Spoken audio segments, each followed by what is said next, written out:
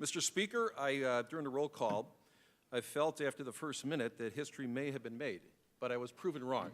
But it sounded good. I felt real good for that first minute, but it didn't quite work out. But in the words of the great philosopher in order, Yogi Berra, it's deja vu again, all over again. So anyway, here we are.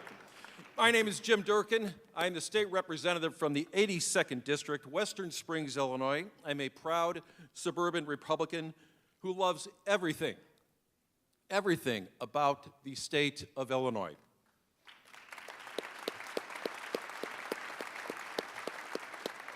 Now, today marks my third acceptance speech that I have delivered in this auditorium before my colleagues, family, friends, on this day, this solemn day of inauguration. So I would also like to introduce members of my family who've joined me today. First and foremost, the most important person, as I believe, in this auditorium is my wife, Celeste. Celeste, thank you for being here. And coming in a close second is my daughter, Caroline. Thank you both for coming here today. I specifically want to thank them for their love, support, my unreasonable schedule that I keep during the course of my every 2 years, but also, more importantly, that much needed and occasional reality check. I think you know what I'm talking about. I'm also joined by members of my extended family. I often talk about my family. I'm one of 8 boys, and I have 3 of my brothers here today, my brother Kevin, my brother Patrick, and my brother Robert. The remaining 4 all have real jobs and couldn't be here today. So, but, all right, I know. I guess, all right, you'll boycott the next fundraiser, guys, all right? This is all part of just having a little levity. But folks, my friends here today, this is a great moment for you, and it also is a great moment for the state of Illinois. Ladies and gentlemen, I take this moment very seriously, as I assume you will as well. Following the oaths of office which we have taken today, each one of us will be charged with representing the interests and welfare of 108,000 Illinoisans. Folks, friends, that oath is solemn and has meaning, deep meaning. The task ahead may take time and seem daunting. Some things will come to you easily, some things not. I implore you to embrace this historic moment with the best that you can offer our state. I congratulate and thank each and every one of you for your commitment to public service. Again, it's not easy, but thank you for your commitment to public service. So, welcome to the People's House. But just before you know it, you'll be circulating petitions for re-election in about 8 months. So congratulations on that, too. Maddening. Oh, gosh. In 2008, when he accepted the Republican Party's nomination for the presidency, my friend, the late United States Senator John McCain, attempted to unify an increasingly polarized nation by stating, "There is much more that unites us than divides us. We are fellow Americans, an association that means more to me than any other." The same can be said about us, my fellow Illinoisans.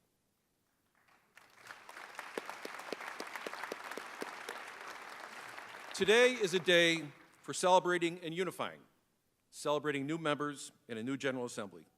But we all collectively know that we have much work that lies before us.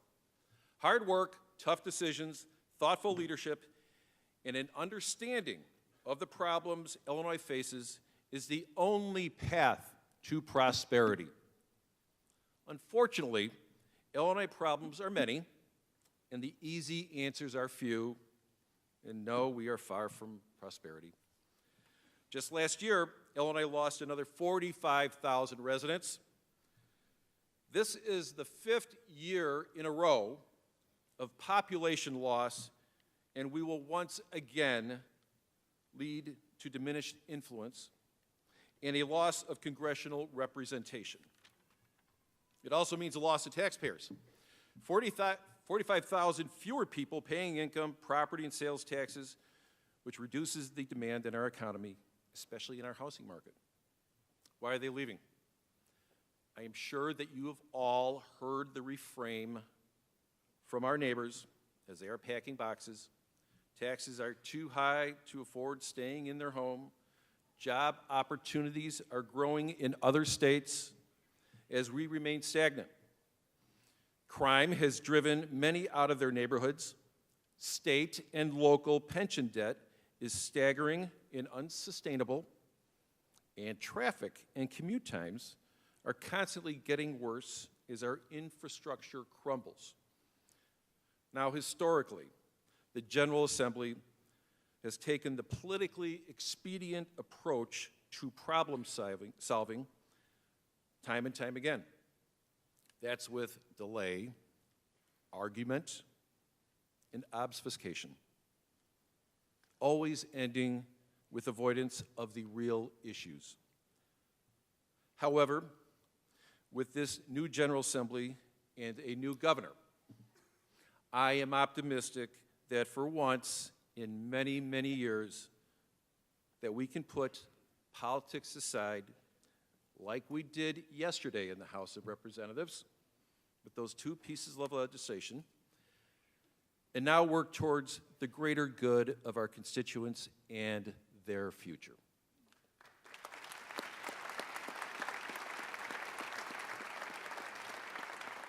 Today is a day of hope for our future, but I want you to know that the House Republican Caucus is ready to work on the problems we all know we face. We wish to work collaboratively and thoughtfully to reach solutions for a brighter future. You need to know about what we stand for, and I'm going to tell you what the House Republicans stand for. We stand for the reform of our state's regressive property tax system.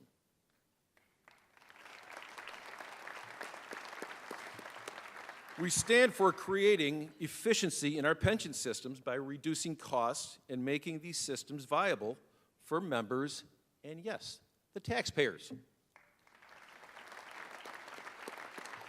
We stand for balancing the budget by weighing spending demands with fiscal realities. We stand for enhancing our weak business climate to bring real, sustainable jobs back to our state. We stand for getting career gun criminals off our streets and for taking back control of neighborhoods from street gangs. And yes, we, along with Governor-elect Pritzker, stand for nonpartisan fair maps.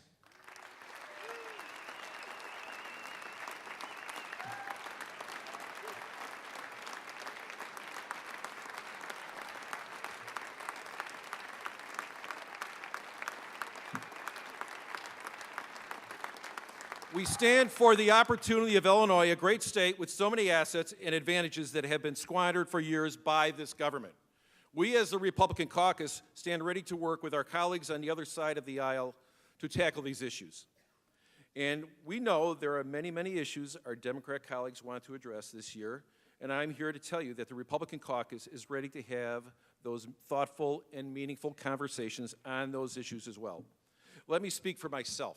In the years that I have been the leader, my door has been open. Every member of my caucus is also the Democrat caucus on issues.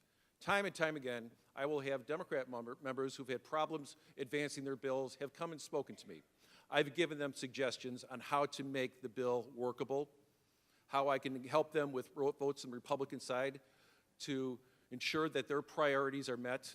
And at times, I have rewritten the bills for Democrats to avoid an embarrassing situation in the floor of the House of Representatives, but also a sign of goodwill and good faith that I want them to succeed with their local issues. That's what I do, and that's what I stand for. Republicans and Democrats in this chamber all have one thing in common. Individually, we all represent the same number of Illinoisans, and collectively, we represent 12.8 million residents of our state. I have never let the R or D next to a representative's name impact what I think about their district or constituents, and I hope you do the same. All of our constituents throughout the state deserve better than we have given them in recent memory. They are losing faith in Illinois, our government, and our future here. We must, as a General Assembly, as a state, stop looking only towards the next election. Let us put politics aside and work together in an effort to revive our struggling state. The time for a new direction starts today. As we move past the 200th anniversary of Illinois, I look to Governor Jim Thompson. I think you recall him, Speaker. A governor known for his willingness to work together with all parties for the good of the state that he still cares so deeply about. Governor Thompson said in the past, and I believe it applies today as well, no General Assembly in recent history has faced so many grave challenges to the state of our great state. On the other hand, no General Assembly in recent history has been faced with so many opportunities to make its own mark, to make its own difference in the state of our state. We, as the 101st General Assembly, face the same difficult options. We can remain general and continue down the path that has seen 45,000 of our neighbors leave the state this last year, or as former Governor Thompson implored, we can be a great assembly, not just a General Assembly, that works through the many challenges we face to take Illinois in a new direction, making it a great state for our current and future residents. So I hope, as an entire body, we move past the partisan politics that have so easily divided us, and come together for the betterment of our state. Mr. Speaker, good faith, goodwill, reasonableness, and a fair shake. That is what the House Republicans ask for today, tomorrow, and every day of this new General Assembly. If so, then you have a partner. I talked a little bit about my family earlier. I'm a very lucky person to be in this position, but also being raised in an amazing family in the west suburbs of Chicago, in Westchester, Illinois. I talk about this frequently because it's important to look at the past. I'm one of 8 boys that was raised in Westchester, Illinois. Both my parents, God bless them, they've passed, but they did so much for my family. My parents, every one of us, we grew up in a house that we had 2.5 bedrooms upstairs for 8 guys, 1 bathroom.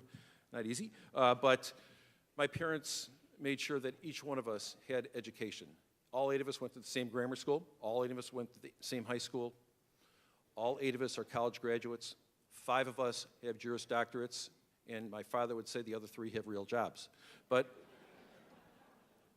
what our parents did for us is they sacrificed everything for us to ensure that we were able to engage and embrace the educational opportunities that were afforded to us in the state of Illinois, and just as importantly, gave us the opportunity for us to enjoy and to reach for the greatest of employment and to find success in the state of Illinois through our jobs that we currently have. That was done because of sacrifices my parents made. They sacrificed everything for us. They never went on vacations.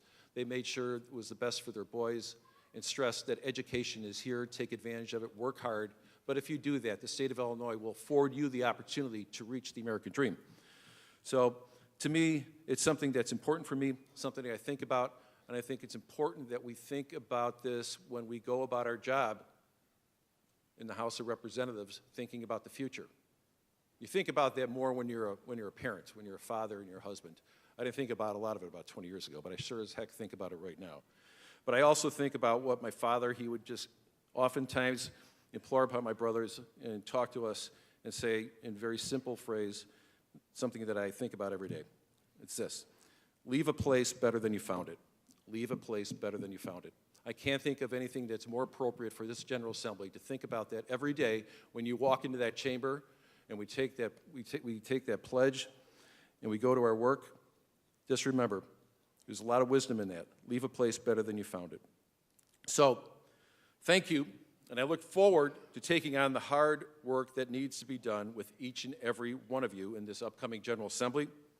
My door is always open, and I hope yours will be too. So, God bless the United States of America. Not done yet. Oh, one more. And God bless the state of Illinois. Thank you.